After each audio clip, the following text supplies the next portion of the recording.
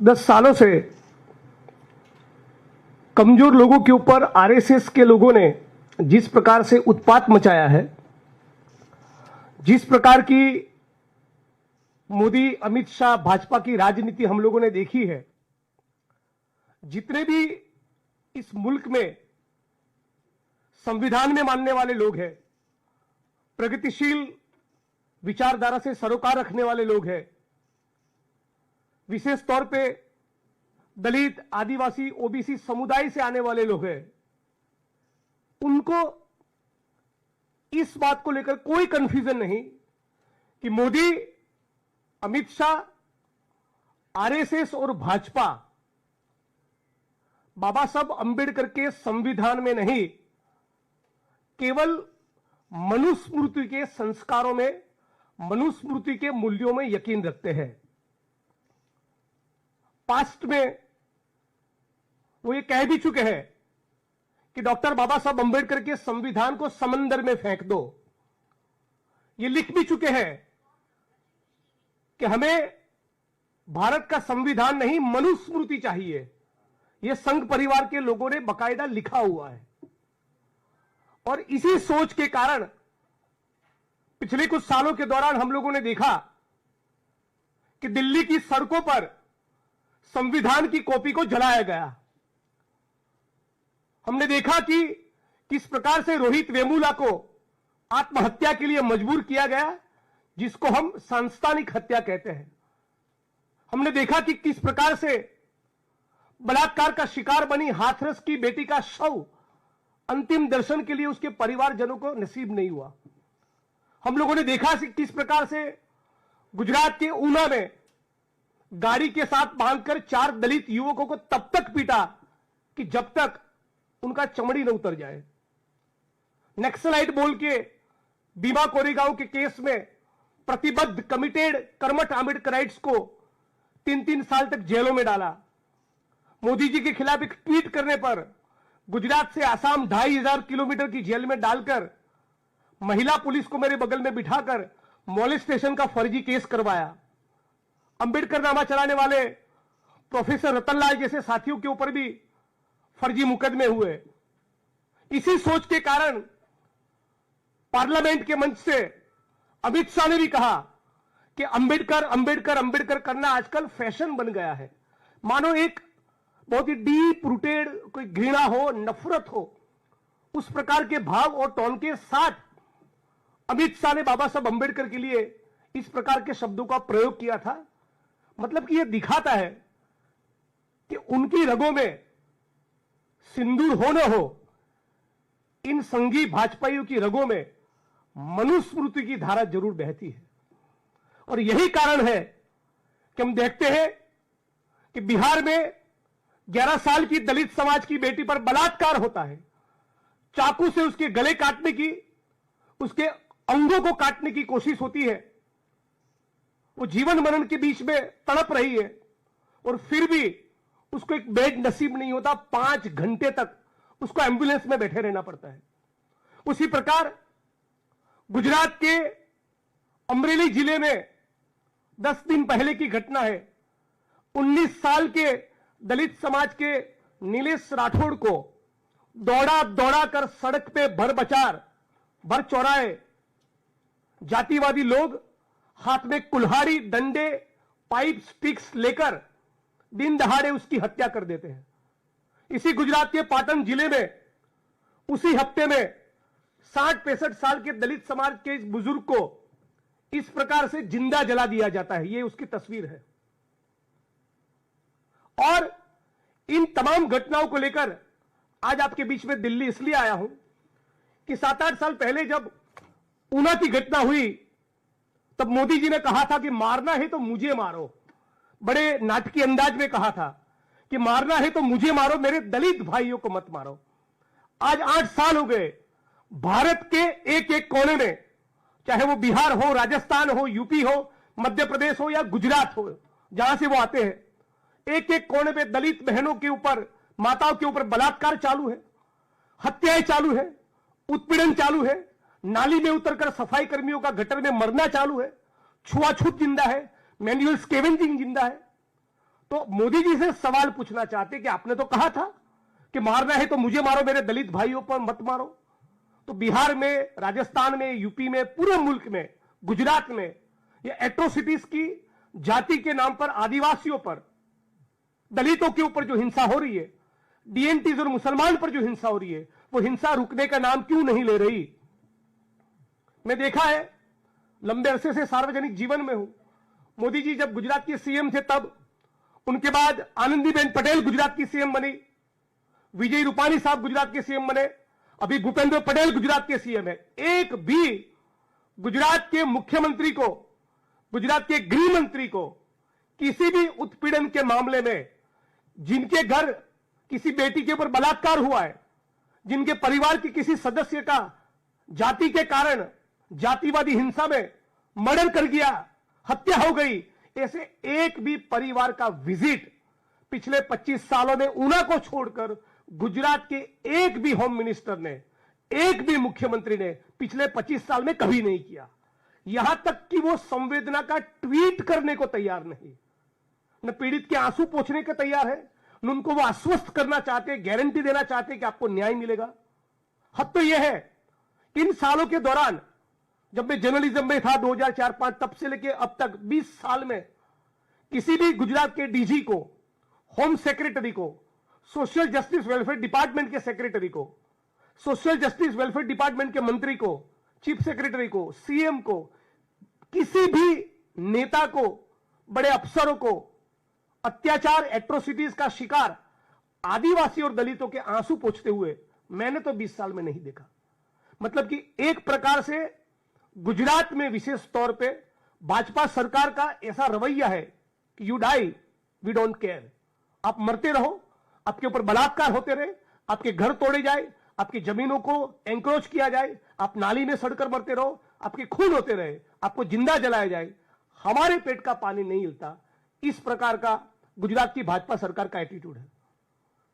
Rate of conviction, राष्ट्रीय स्तर के आंकड़े देखे, एट्रोसिटीज के मामले में रेट ऑफ कन्विक्शन 30 से 35% है, लेकिन गुजरात जिसको मॉडल स्टेट बनाया, मॉडल स्टेट बताया गया, उस मॉडल स्टेट में रेट ऑफ कन्विक्शन एट्रोसिटीज के मामले में केवल 3 से 5% है।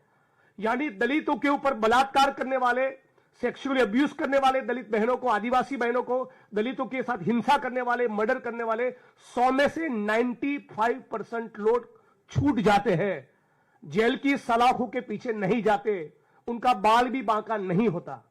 इतना लो रेट ऑफ कन्विक्शन होने के बावजूद गुजरात में जो एट्रोसिटीज एक्ट में लिखा है उसके मुताबिक ज्यादातर स्पेशली डेजिग्नेटेड कोर्ट ही नहीं है। ऊना से लेकर अब तक लगातार इस मुद्दे को उठा रहे, बार बार चिल्ला रहे, हाउस के फ्लोर पे बोलते हैं, न्यूज चैनल्स की डिबेट्स में बोलते हैं, सड़क पे, रैलियों में, धरनों में, आंदोलनों में ज्ञापन देने जाते हैं, हर मंच पर इस बात को उठाया है। फिर भी गुजरात की भाजपा सरकार मानो तय कर कर बैठी है कि दलितों को न्याय नहीं ही देना। और इसी कारण आज इन मुद्दों को उठाने के लिए आज मैं दिल्ली आपके बीच में आया हूं। मैं चाहता हूं कि माननीय प्रधानमंत्री इंटरवीन करे, वो गुजरात की सरकार को सवाल पूछे। हद तो यह है कि दलितों को प्रोटेक्ट करना, उनको आश्वस्त करना कि आपको न्याय मिलेगा, उसके बजाय कुछ साल पहले गुजरात के सुरेंद्रनगर जिले के थानगढ़ तहसील में 24, 21 और 19 साल के दलित लड़कों को जो एट्रोसिटी की कंप्लेंट दर्ज करवाने जा रहे हैं, मानो कि वो टेररिस्ट हो, उस प्रकार से उनकी छाती पर AK-47 राइफल से गोलियां दागी 19 साल के दलित लड़के के ऊपर। केवल उसका उतना ही कसूर था कि वो उस टीम का, उस टोले का, उस रैली का वो हिस्सा था जो मुकदमा दर्ज करने के लिए पुलिस थाने जा रहे थे। 19 साल के लड़के को, 21 साल के लड़के को, 24 साल के लड़के को। एट्रोसिटीज एक्ट का पर्पस क्या है? It is prevention of atrocities on schedule caste schedule tribe act, यानी कि घटना बनने के बाद हरकत में नहीं आना।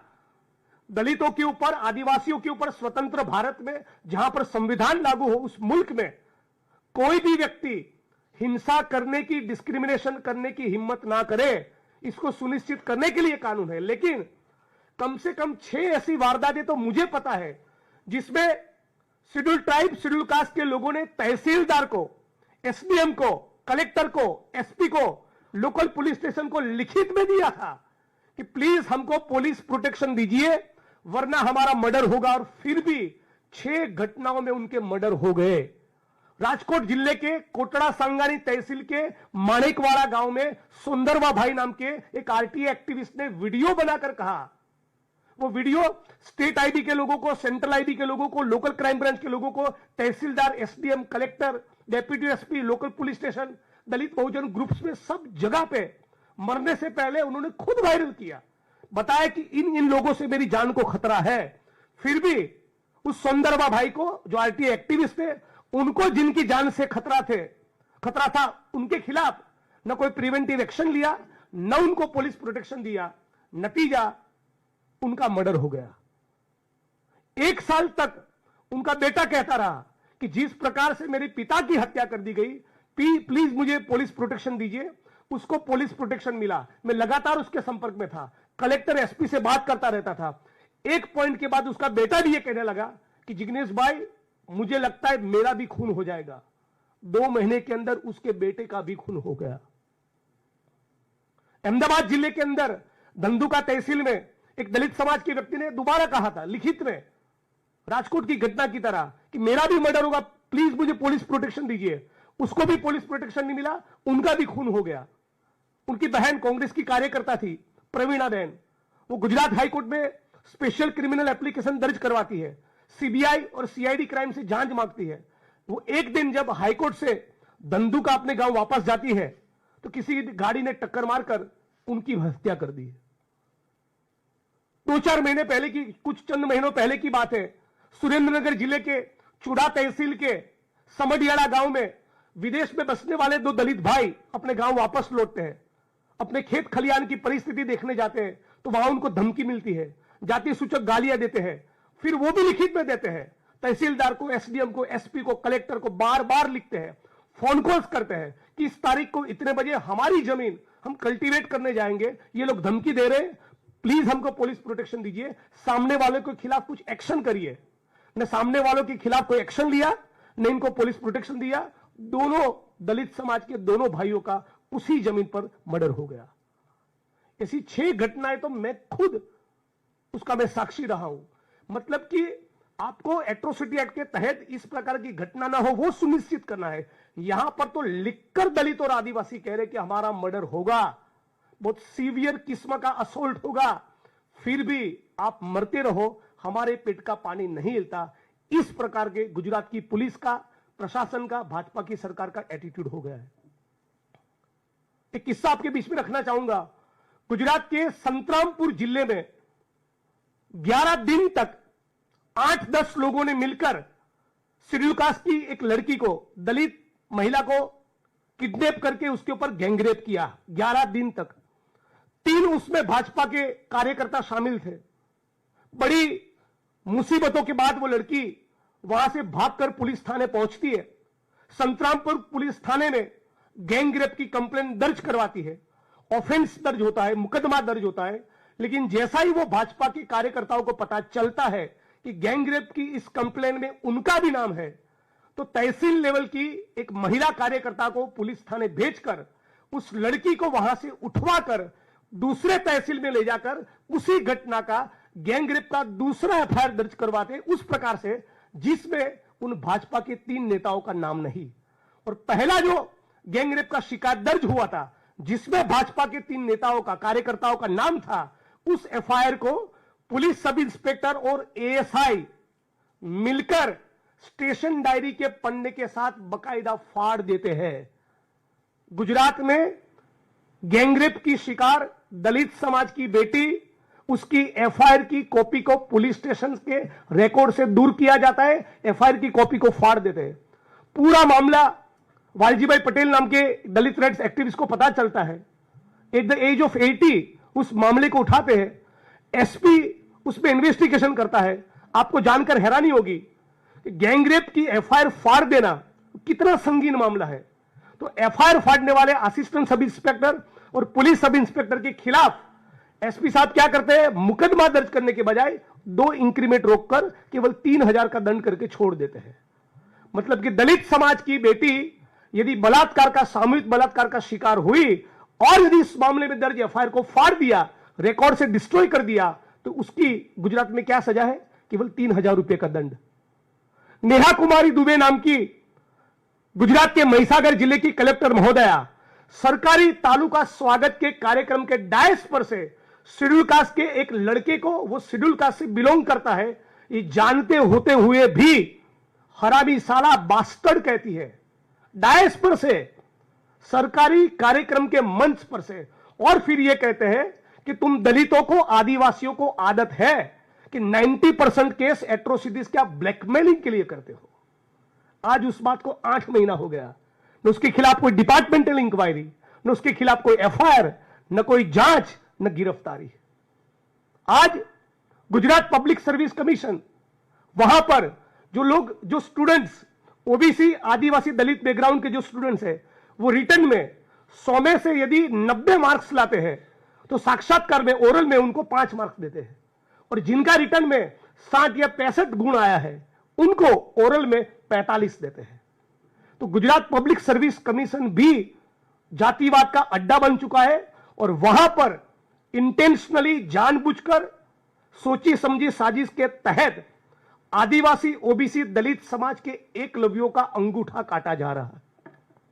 मैं उम्मीद करता हूं आज आपके सामने जो बातें रखी, देश के प्रधानमंत्री गुजरात से है, देश के गृह मंत्री अमित शाह गुजरात से है।